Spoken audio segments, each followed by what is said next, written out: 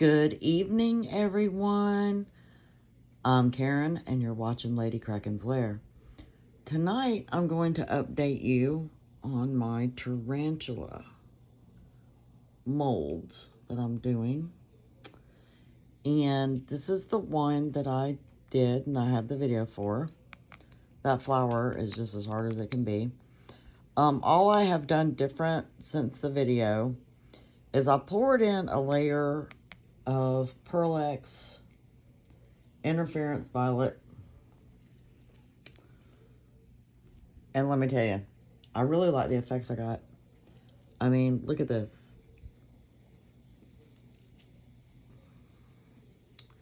Look how all around the carapace it shows purple. It makes it look like the tarantula was one of the purple types. It even has some on the leg here. Down this leg right here. All through here. The foot. I think that's kind of cool. Kind of around the bottom of the flower. This foot. A little bit on this foot. Not so much on this one. But it still looks stunning. And I'm really liking how this is coming out. I believe I am going to only do clear from here on out.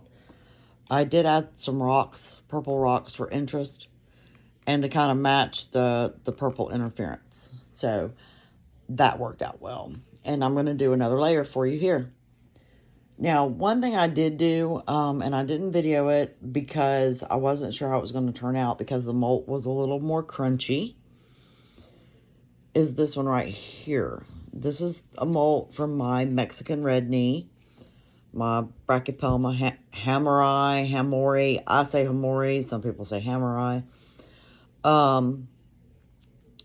The abdomen was completely gone. This molt sat just out in the air and dried. This molt was in a Gladware container and definitely stayed more wholesome and easier to work with. This one I had to glue back together in spots. I mean, it was in bad shape. This is a rock. I did a rock. I did some mandala dots on the rock. There was a big hole right here in the carapace where a big chunk of it was missing. So I made her a little flower for the side of her head. And I did some gold stones for interest. And the molt had actually lost its leg joints off of this leg. It had lost this one, and her little foot, I think. No, I still had the foot, but it had lost like several crucial joints. So the leg was all wonky looking. So I just covered it up with rocks and made it look, you know, made it have some interest to it. So she needs another few layers to go. As you can see, they're hard as a rock. I really firmly believe in resining the molt, not just dropping the molt in there and trying to resin around it. I thoroughly believe in resining the molt itself, just like I did. And I did that for both of them. So, obviously, I'm on to something here. Alright, I'm just giving my resin a final little torch. And I'm going to add another layer.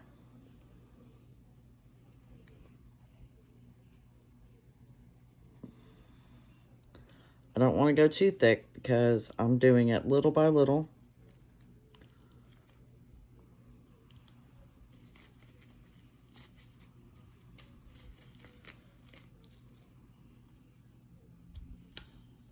Okay.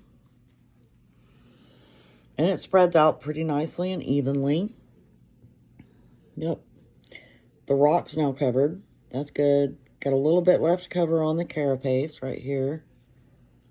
And let's see, make sure it's in all the corners.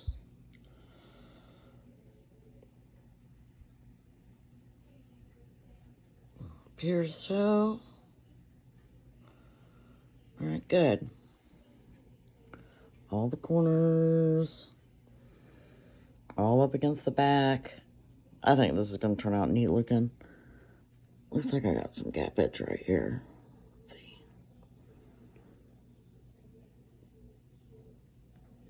Just a little bit, no big deal. Okay, cool. Now I'm gonna drench the other one.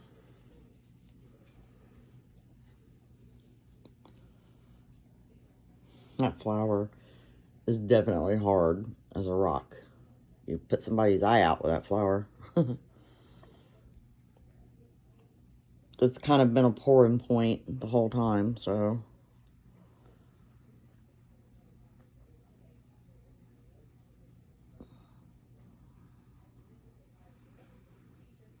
There we go.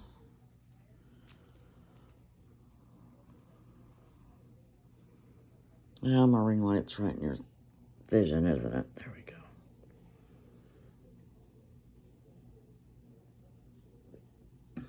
It's a nice rainy night tonight. I always have my windows open for ventilation in here, and it's raining outside, and it just sounds so nice. Okay. I can't cover up the ring light, but.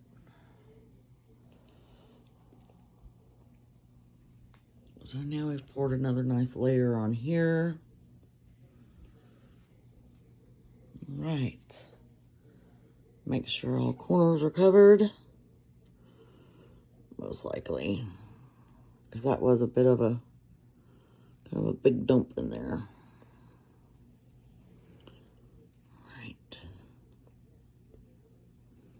I'd say probably about another 3 pours, and this one should be covered. This one should be covered in another 2, because the rock's covered. There's just a little bit of the carapace left. All right, so next I'm going to hit it with a little heat gun just to get rid of the bubbles. And yes, once I have discovered that once your molt is resined, you can hit it with the heat gun to get rid of bubbles. Do not use the torch though, because any hair on the molt that's not covered with resin will go. I discovered that. All right, here we go, a little torch.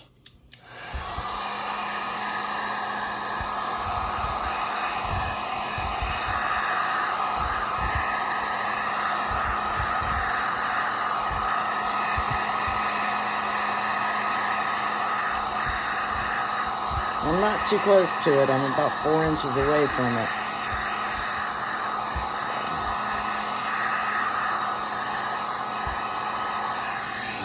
Now this one. Y'all don't want to see my nasty roach.